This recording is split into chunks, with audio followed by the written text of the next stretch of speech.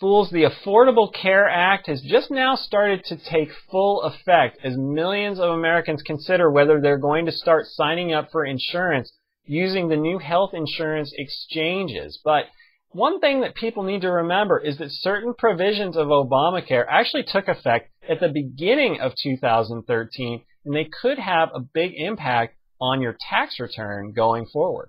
My name is Dan Caplinger. I'm the Motley Fool's Director of Investment Planning, and today I want to talk about 2 Obamacare taxes that you need to watch for right now. Now, basically, what Obamacare did is it included some new tax provisions that would raise revenue in order to potentially offset some of the costs involved in providing the subsidies under the law. And 2 of those have to do with high-income earners imposing additional taxes on their income. Now, one is the additional Medicare tax, and basically what that does is if you earn more than $200,000 in wages or earned income as a single filer, or $250,000 for joint filers, then you're going to have to pay an additional 0.9 percentage points in Medicare withholding tax on top of the 1.45% that you already pay. Now, ideally, employers are supposed to take this money out of your paycheck, but because it may be difficult or impossible for employers to know about joint couples, you may actually have to pay that tax on your tax return. So it can boost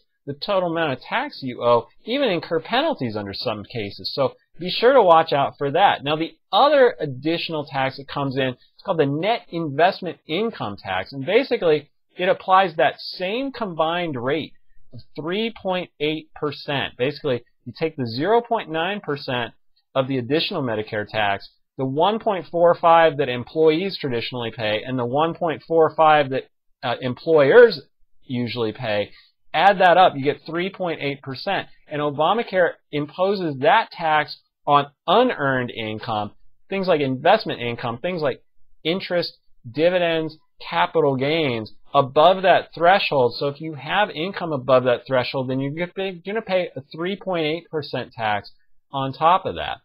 Now, what can you do to avoid that tax? Well, the same rules on investment income apply for this tax as apply to normal income taxes. So if you use municipal bond interest income, that's going to be tax-free, not just for your regular income taxes, but for this as well. And so looking at ETFs like the iShares National AMT Free Muni, the SPDR Nuveen Muni ETF, or the PIMCO Intermediate Muni Fund, those are going to give you that tax-free income that you really want. But as far as the wage income is concerned, really it's just a choice of how much you want to make. If you don't want to make as much money just to save yourself 0.9% of it, well, that doesn't make much sense. So for more on Obamacare and keeping up to date on everything that's going on, be sure to stay tuned to Fool.com for more updates. My name's Dan Caplinger. Thanks for watching, and Fool on.